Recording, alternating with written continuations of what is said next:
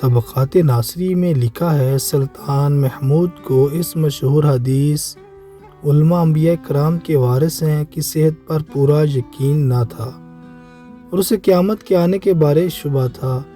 اس کے علاوہ اسے اس میں شبہ تھا کہ وہ خود سبتگین کا بیٹا ہے۔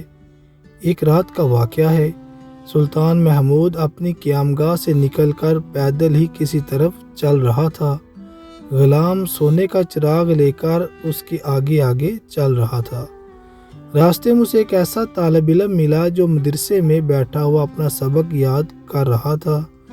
اس طالب علم کے پاس جلانے کے لیے تیل نہ تھا، اس لیے وہ پڑھتے پڑھتے جب کچھ بھول جاتا تو ایک دکان کے پاس آ کر اپنی کتاب کو پڑھ لیتا۔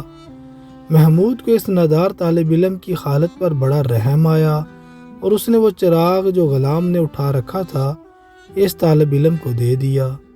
جس رات کا یہ واقعہ ہے، اس رات کو خواب میں محمود کو حضرت محمد صلی اللہ تعالی وسلم کی زیارت نصیب ہوئی۔ آپ صلی اللہ تعالی وسلم نے محمود سے فرمایا، اے ناصر الدین سبتگین کے بیٹے، فرزند ارجمند، خداوند تعالیٰ تجھ کو ایسی ہی عزت دے جیسی تو نے میرے ایک وارث کی قدر کی ہے۔